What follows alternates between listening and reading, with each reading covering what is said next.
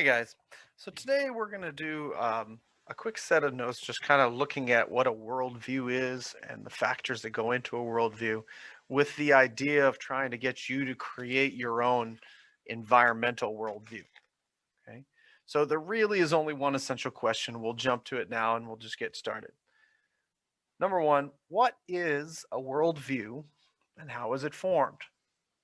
Okay, so one of the big things we're trying to get you to do here is to think about what you think, what you believe, how you feel, and ultimately, how did you get there?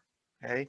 What were the reasons that you feel that way, that you think that way, that you believe these things? And ultimately, some of those we're going to reinforce and some of those we're going to challenge as we go ahead and get more and more data about what we're researching as we go through the course of this class. And so a healthy person is somebody who's going to go ahead and evaluate their worldview constantly. And in light of the information they have, adjust it, make changes as to how they see the world around them. And so that's what we're hoping you can do by the time you're done with this presentation today. So let's start out with a little bit of time for thought. Back in the day, European colonists viewed North America resources as inexhaustible. Used to think that they would never run out. How was North America different from Europe? How has this view changed, if it has at all? And if so, how? You know, I, I think if you pause the video here, take a little bit of time and kind of think about how North America is different from Europe and why they would have thought that the resources on our continent were inexhaustible. And then let's revisit it. Okay, so pause it here. Okay, so what'd you get to? Hopefully you recognize that the largest populations of the world were in Southeastern Asia, portions of Africa, and Western Europe. And so there weren't a whole lot of people here on the Americas. There were a lot of these little tribes, but their populations were never super big. And the forests were huge, and there were a whole bunch of resources compared to what they had left because they'd used a whole bunch of them across Europe. Okay.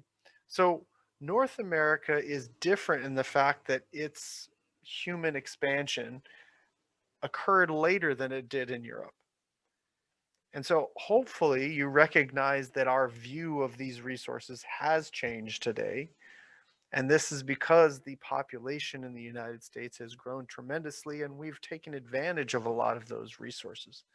And so we've recognized at this point that they're not infinite, they're not inexhaustible, and we have to be careful about how we use them. And I want you to kind of think in that about that as you're kind of going through time. This is kind of that frame set or framework that's going to help you build your worldview. I mean, we think about the example I usually give students is that of gravity, right? When you're a kid, you know it exists, but you don't really know why. And the farther up you go, the more and more you start to appreciate what it does, how it works, what it does, and that changes the way you view it. Okay. When we start thinking about the Earth's place in the universe, this is a great example too. When we start thinking about the Earth's place in the universe, if you go back far enough, everybody thought the Earth was the center of the universe and that there wasn't really anything beyond us except the fixed stars of the firmament and that everything revolved around us. Well, our scientific exploration has shown that this is not the case and that not only are we not the center of our universe, we're not even the center of our solar system. Okay. We start thinking about this idea about the Earth being, well, we used to think flat, and now knowing that it's a sphere flying through space. Okay, so as we learn more information, as we gather more facts, a good scientist, someone who's skeptical, is going to refine their view of the world around them. And we call this, the way they envision the world around them, somebody's worldview. So, what is a worldview? A worldview is the lenses, glasses, framework, or grid through which you look at the world and every issue and aspect of life. Your worldview is the foundation of your ideas and values, and your ideas and values is the foundation of your conduct. So, how you behave, the decisions you make, are because of your ideas and values. And your ideas and values are shaped by the framework of what you understand about the world around you. Now, we talked about it, and that quote really talks about it as being a very personal thing. And it is, it largely is. But there is some sort of shared sense of reality that a group of people have. We belong to a particular group because we share certain things in common, whether that is a religious group, a social group, a political group. These things tend to influence how we see the world around us. Okay? It's not something you can see. They don't have it tattooed across their body or anything like that, but there are things that are shared. And people, especially kids in your age group in particular, are starting to challenge the worldview that they are given by their parents and that they've grown up with. Because as you explore your social groups and other groups that you identify with, maybe you don't agree with all of the ideas and beliefs that your parents have. Maybe you don't agree with all the ideas and beliefs that your social group has. And so, how do you deal with that? Because we have this problem where we assume that fact and truth are the same thing, and they're not. Fact is a observable thing that happened in the world. Truth is what you believe that is or means. And so we have to be careful because some of these groups assume truth without proof.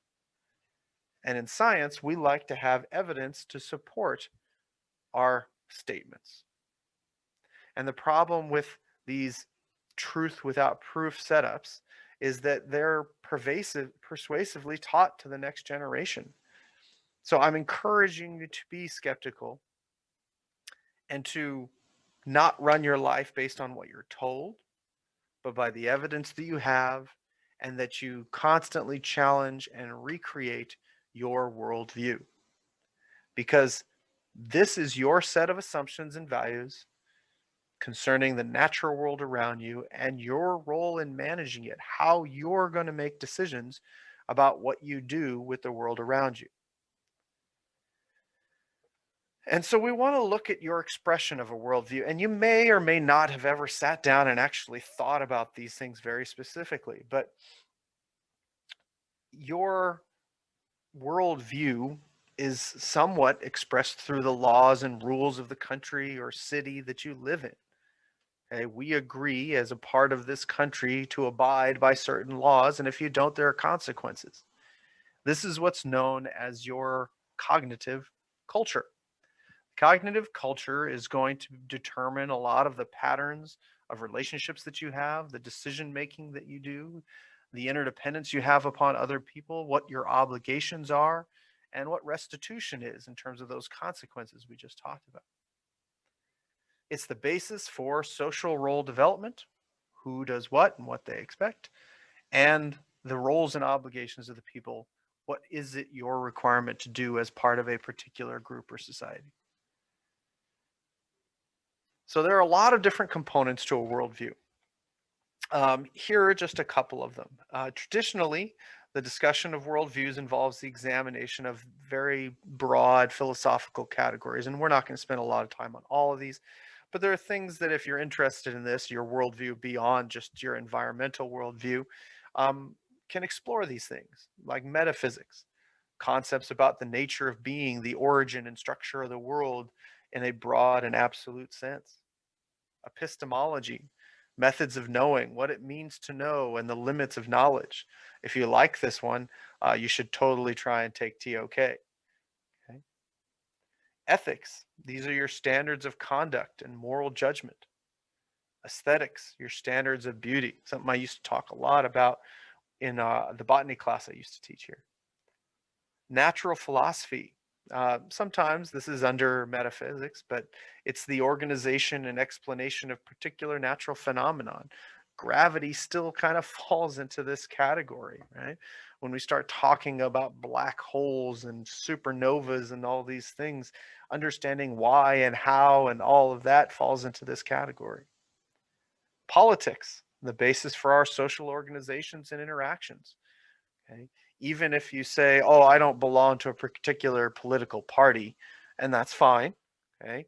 You still have a political worldview, how you view your interactions and how the social organization of hierarchies within a group of people should function.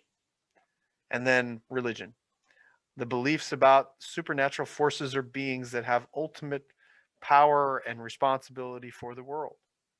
Okay? All of your beliefs regarding these categories is going to impact the way you create, use, and ultimately make decisions based on your worldview.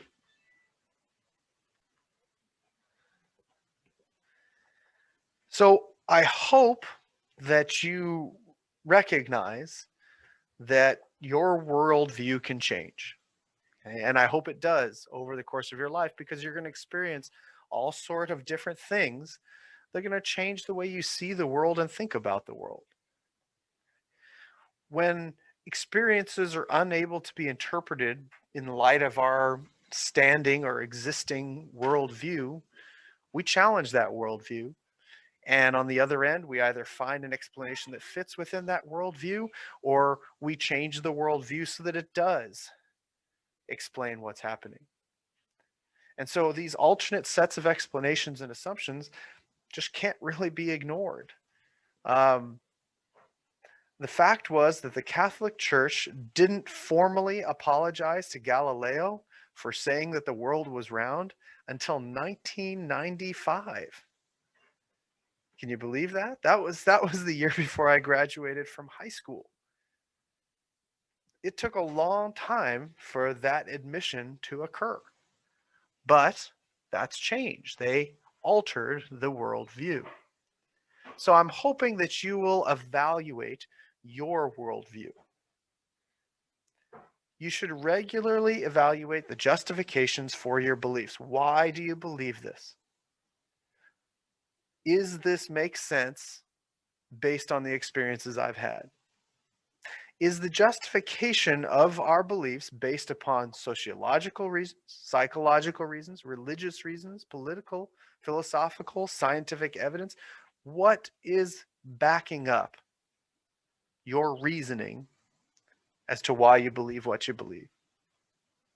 And we're specifically going to be looking at that with respect to the environment here today.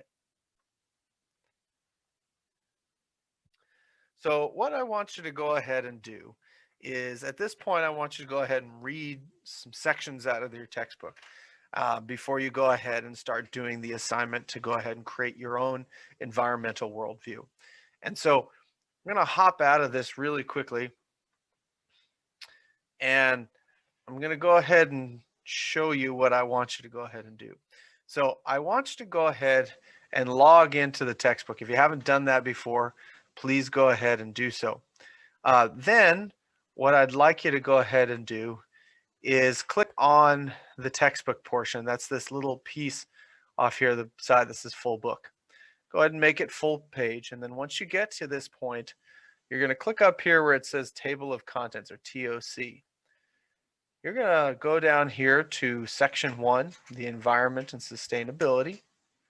And when you get here, I'm going to have you go down to section 1.3. And I want you to start reading where it says people are increasingly isolated from nature. You're going to read this section and the section on people have different views about environmental problems and their solutions. I want you to read these two sections before you go ahead and answer, start creating your own environmental worldview. Okay, so when you click on people are increasingly isolated from nature, it should look something like this. All right. And that's what I want you to go ahead and do. All right. So that's where I want you to go ahead and take a look at where you're at, and you'll finish by reading those sections. And so once you've done that, go ahead and work on your environmental worldview. All right, guys, take care of yourselves, stay healthy, stay safe, and I'll see you soon.